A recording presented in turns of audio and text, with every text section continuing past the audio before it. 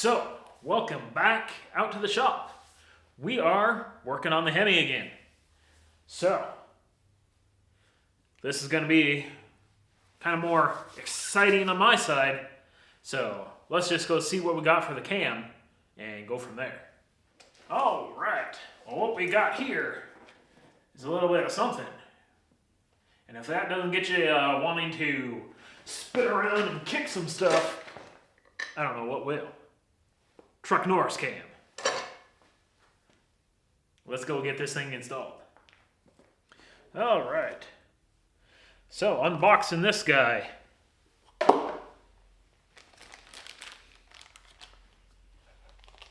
They send you the nice cam, and of course they send you the phase limiter, and of course your sheet. So we should be good to fly. This does look like quite the quality piece, as you'd expect.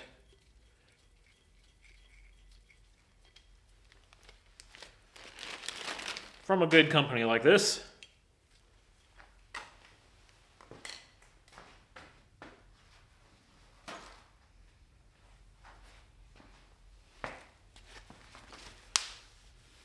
Just going to clean all the fogging oil off of it.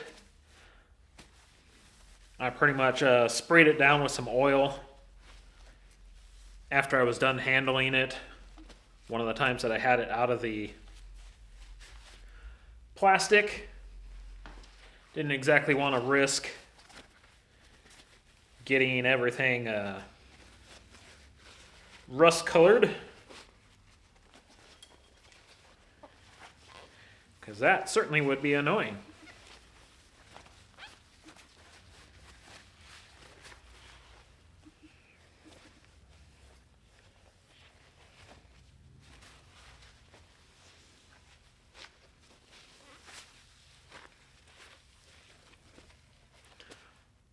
So, we got that baby all cleaned up there.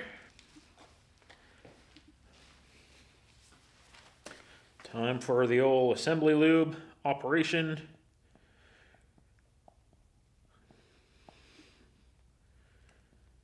Just goop it on there the best we can.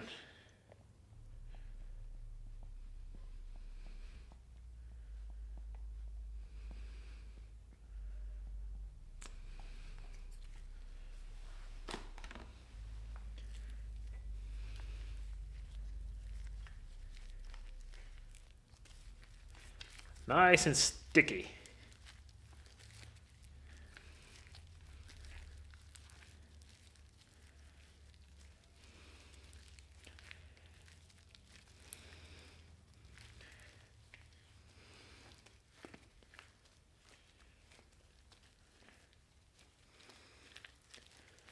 So we got that all lubed up.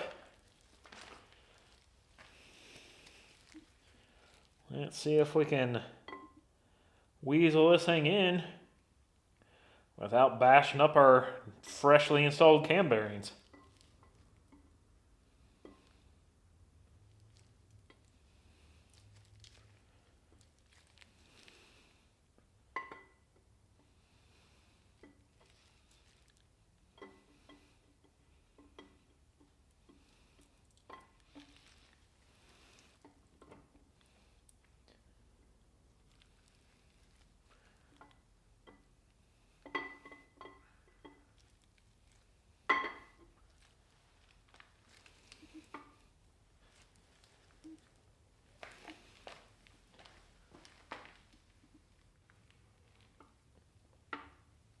There we go.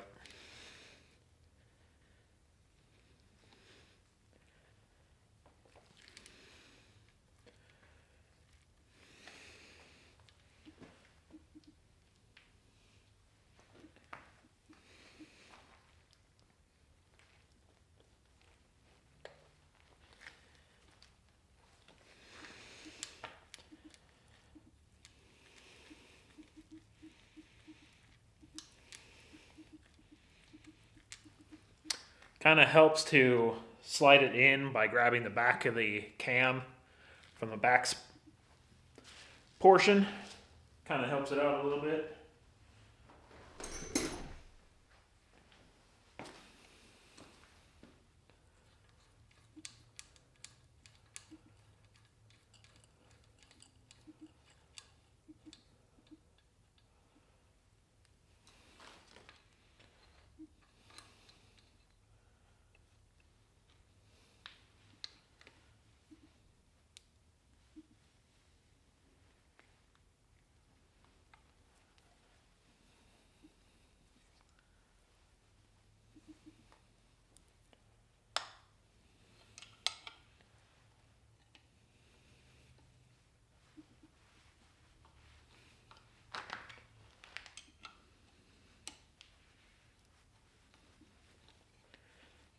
All right. That moves around pretty good.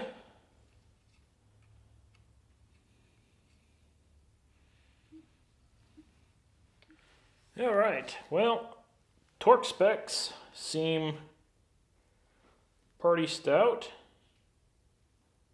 So let's just start off at 100. See what that feels like.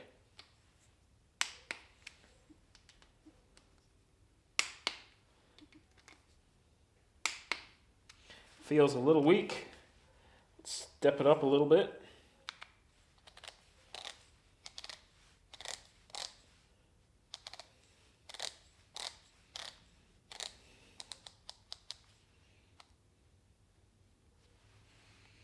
See what this guy feels like.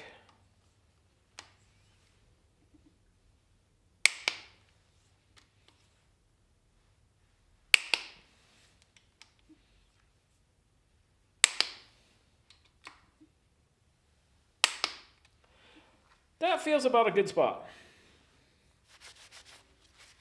With our phaser sprocket, we're going to have to disassemble a part of it so we can get the phaser limiter installed. All right, so we have our adjustable camera boy, and we have the phaser lock that came with our cam, and then we've got this tool that's going to help us out. Oopsies.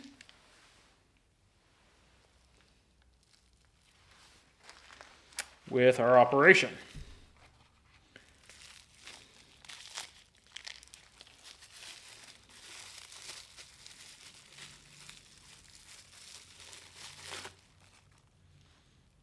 So this is just a machined piece that's going to go in this hole and pretty much just like that. Then you're going to take your bolt and crank her down.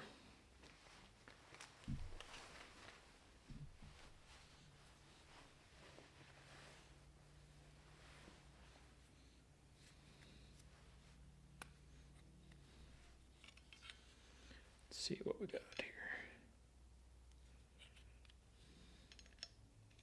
Figures. These guys look like they're Americans. And let's just crank her down. Guess she goes until she stops. Kind of holds that spring. Then we're going to want to remove almost all of these guys. But we've got our tool here, and I believe right next to it, this guy is the one we do not want to move. So we'll draw ourselves a nice little arrow there, and then we will grab our T25, yep, and we're going to zip this thing out.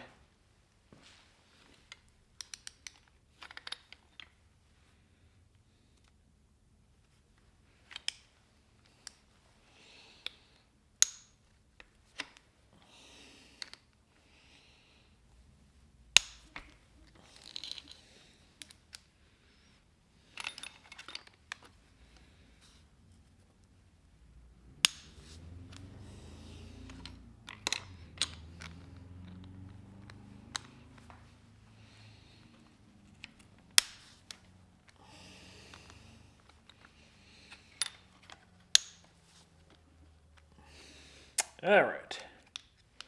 So we got them loosened up.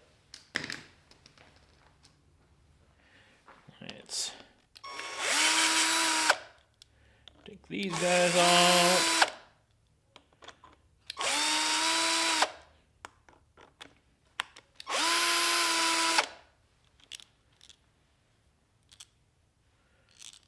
Yep, we got different length screws.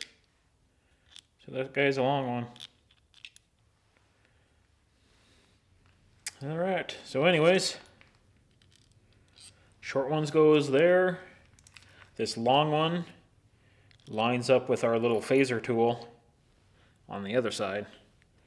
Then we pull this guy back. Now we can see all these little rotary vanes. Ain't that special. We got our gear opened up, and essentially we need to throw in our 4-degree limiter, which we just chuck it in that spot. It's basically right by the tool.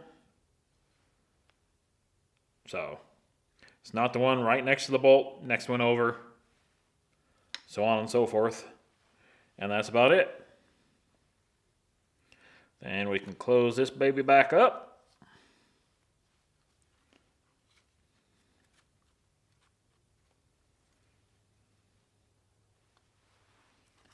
And then put our bolts back in. Then we're going to throw a little blue Loctite on. Once again, get things rolling. Don't forget the one with the long pin goes back where the tool's at, because that was that pin that we attacked earlier. So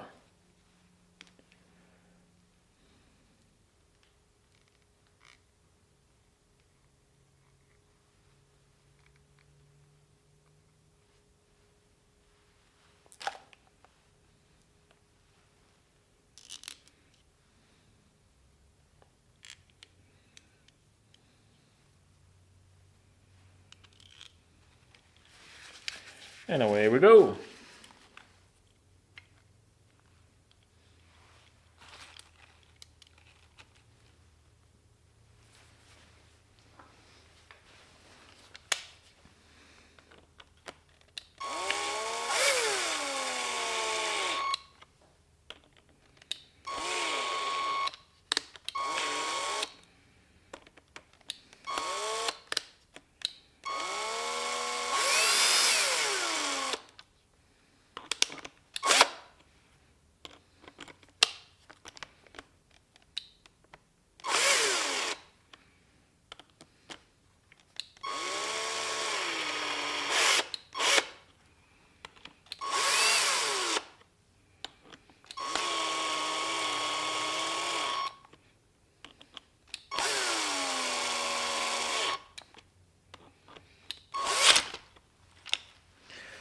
All right.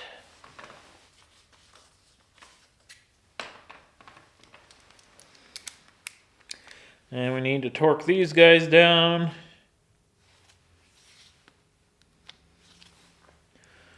Should be like 160 inch-pounds.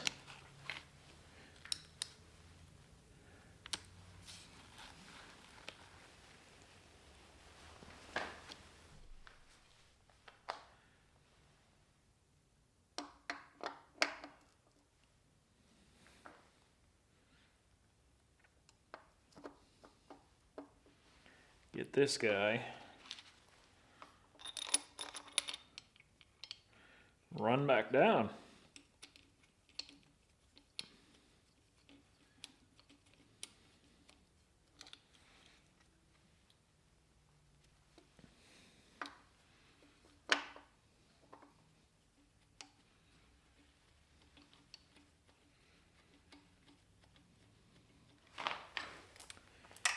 We'll just hog tie it with the chain because we can.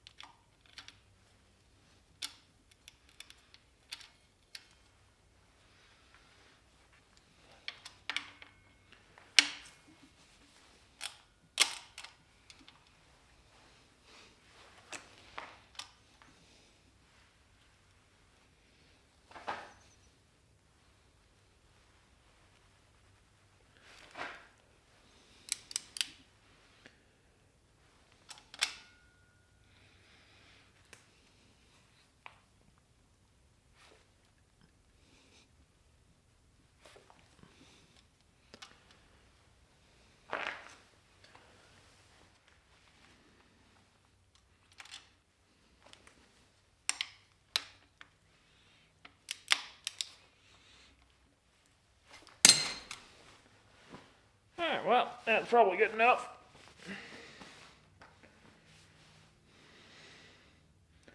We're going to give her a dab of Honda Bond. I learned pretty easy with the Honda motors how well this simple little sealant works.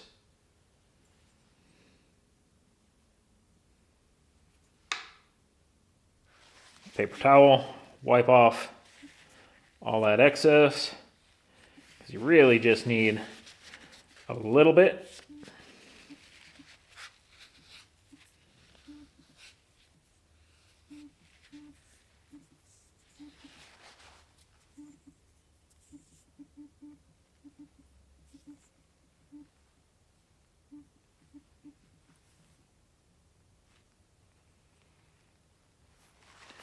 Should be good enough.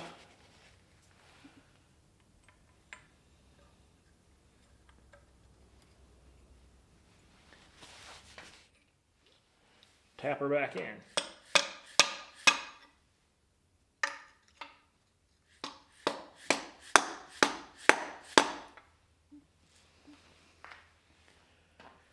Alright, so our next stop is plugging these holes.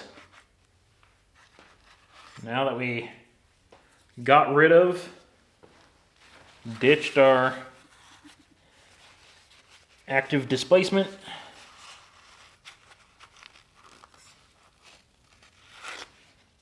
we got these little corks from Summit. They just clip right in. But some people have said that they don't seal super well. But as far as I'm concerned, the price savings are worth taking a chance. So we'll just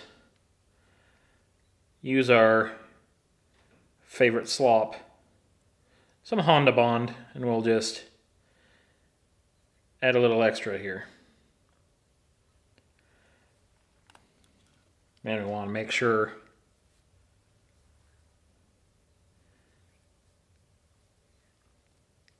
that kind of hangs out above our O-ring.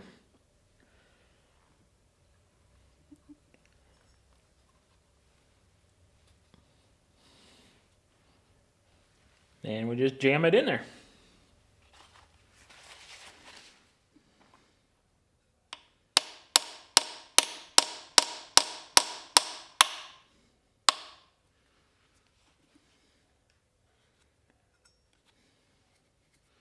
Well, she's in there now.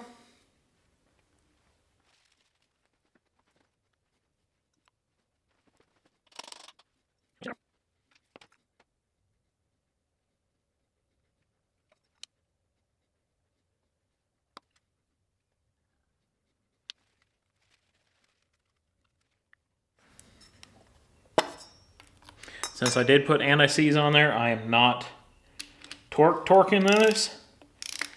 We're just going enough to flatten out our lock washer and get a good crank on them. Last thing you want to do is snap off a stainless bolt, because they are somewhat more brittle than your standard bolt operations. So we'll just leave them at that. Now we're all sealed up. That's going to work out quite well for us. Now we can move on to the next spot. All right, there are so many wrong ways of doing this, and I decided we'll make a real quick video here on what you need to do to retime your VVT Hemi. Step 1, make sure your notch, which is right here at the top, you can see right there, see that little indent notch? That guy's at the top. Pointed up at this bolt is up at the top as well. Now at the bottom, where this gear goes that you put on there, you're going to have a tiny little dot. You're going to have a dot that looks like this one. That is going to point straight down. So you got 12 o'clock, 6 o'clock. Now you take your chain. You're going to have a mark up here, and then you're going to have another mark down here. This is a single, these are a double. Gonna put your double, and this is the part that you have to be really, really careful with,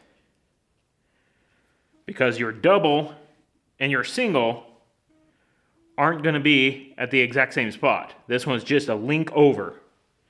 So that means you're going to want to string this guy right up on here. Get your 2 dots to surround that extra spot there. So that way you got your 2 and your single link right there in the top. And then get this other notch onto the bottom. May have to manipulate things the best you can, so that way you get your double up there, your single down there. And make sure you don't lose this time set. Lock in all your pieces, get all your bolts in, and you'll be set. And there we have it. All set up, ready to fly. And you can see this one comes in just a little bit further there to take up that extra link to go away from our 12 o'clock, 6 o'clock. So, also make sure, double check everything before you consider it good enough. Then just throw on your oil pump and start rolling with the rest of your build. All right, and here is our key component, high volume oil pump.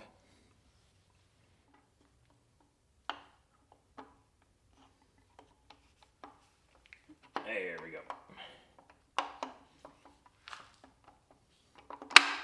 Ha-ha.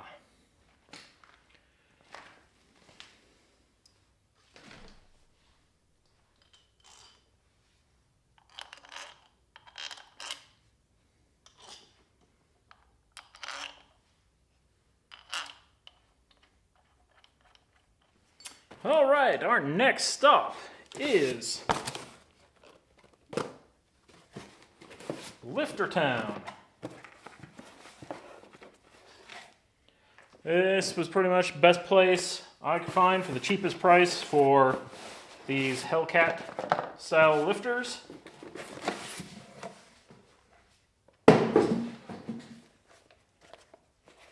They are the Mopar ones.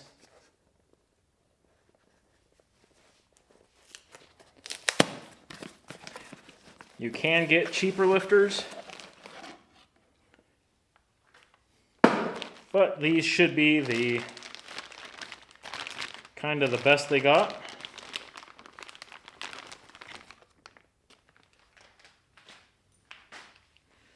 So I guess that's what we're sticking with.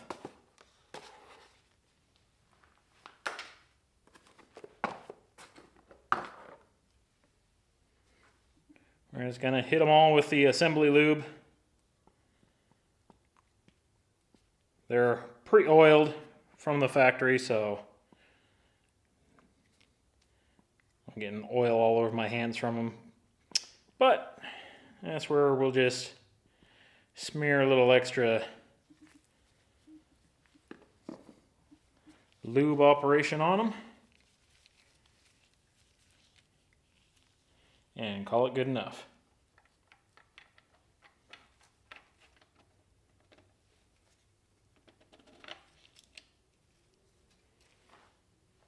And there we go.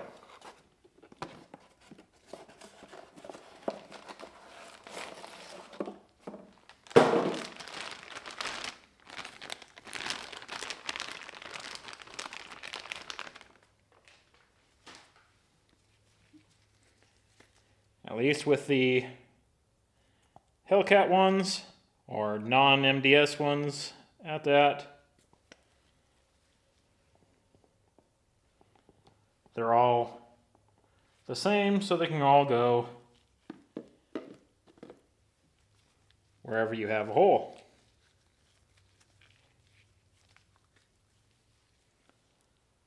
Luckily, with their little plastic cage here, you shouldn't be able to put them in wrong, because they wouldn't be able to seat down because of how they're shaped. Okay, 9 foot-pounds.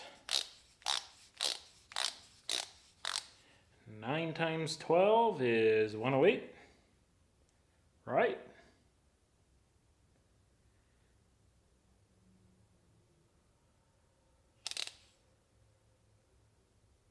Because 9 times 10 is 90.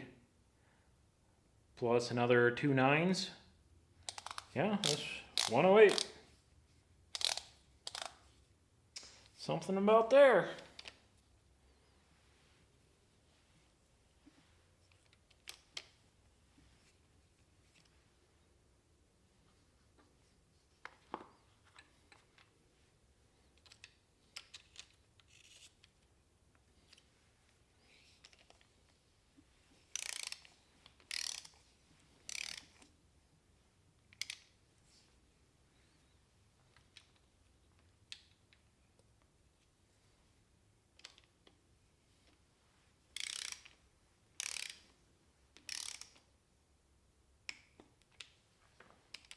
So, I guess now is a good stopping point. I've got a little more cleaning up to do of some of these items before we can finish gasketing things. But she's almost together, and that's getting pretty nice. So,